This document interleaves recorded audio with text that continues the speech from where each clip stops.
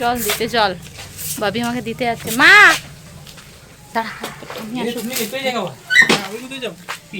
বাবি নামাতে যাচ্ছে। হ্যাঁ দাদা বাস্তব। তো ফ্রেন্ড, বাবি আমাকে কিছুটা আগিয়ে দিয়ে গেল, কারণ পুটু আর মেজো আমার সাথে যায়, সেটা তোমরা জানো। তো সেই কারণে বাবি কিছুটা আগিয়ে দিয়ে গেল। তো আজকে আমি রুটটাও চেঞ্জ করেছি, কারণ এই রুটে যাব আর ওরা আমার পিছু ধরতে পারেনি। মাকে বললাম ওদিকে খেতে দাও আর আমি আসি, কারণ প্রচণ্ড ডিস্টার্ব করে, তো সেই জন্য। আর এই যে এই রাস্তা, এটা সেই ভুতুড়ে রাস্তা, বুঝতেই পারছো হয়তো। তো চলো, আর আমি একা একাই যাচ্ছি বান্ধবীর বাড়ি, যেতেই হবে আজকে, তো সেই জন্য বেরিয়েই পড়েছি। আর এই যে এই পুকুরের অবস্থা, কমেছে জলটা অনেকটাই। তো চলো, এখান থেকে একটু হাঁটতে হবে, তারপরে বাস স্টপে মানে বাস স্ট্যান্ডকে যাব। আর এই রাস্তাটা খুব ভালো একটা রাস্তা নয়, সেটা জানো তোমরা। তো চলো, দেখতে থাকো, কি হয় না হয় সব শেয়ার করবো তোমাদের সাথে, কিছু কিছু সামথিং। তাড়াহুড়োর মধ্যে বেরোলে যা হয়।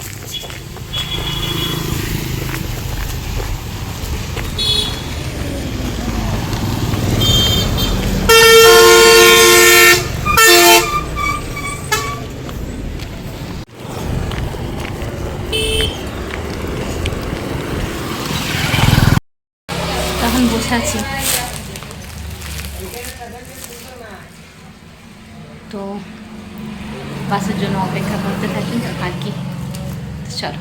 তো ফ্রেন্ড, আমি যেখানে আসবো বলেছিলাম সেখানে এখন চলে এসেছি। তো সেখানে এসে পরে বান্ধবীর বাড়ি যেতে হলে একটা গিফট তো নিতেই হবে, তো সেই জন্য দেখতেই পাচ্ছ গিফটের দোকান চলে এসেছি। এখানে কিন্তু খুব একটা ভালো গিফট পাওয়া যায় না, তো অনেক খোঁজাখুঁজির পরে ভাইটা আমাকে একটা গিফট দেখালো, মানে অনেকগুলোই দেখিয়েছিল, বাট সেখান থেকে একটা আমার পছন্দ হয়েছিল, এবং এখান থেকে একটা গিফট নিয়ে আমি এখন বান্ধবীর বাড়ি যাচ্ছি। তো চলো দেখতে থাকো। তো ফ্রেন্ড, আমার গিফট কেনা হয়ে গেছে এবং গুটি গুটি পায়ে আমি যাচ্ছি। তো চলো, আর একা আসতে একটু কেমন লাগে, কিন্তু করার কিছু নেই, আসতেই হলো। তো চলো, এখনও অনেকটা যেতে হবে, 5 মিনিটের মতো যেতে হবে, তারপরে ওর বাড়ি।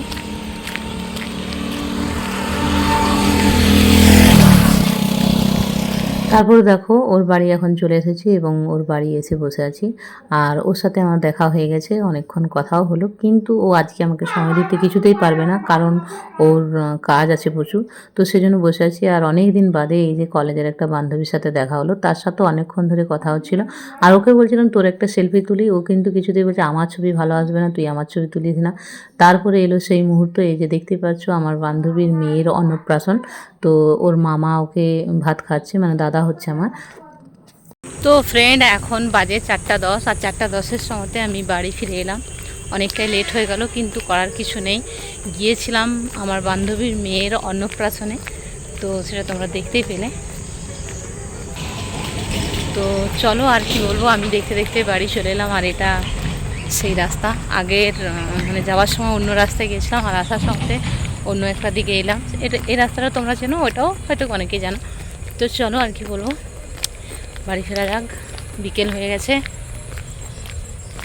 তো চলো, টাটা।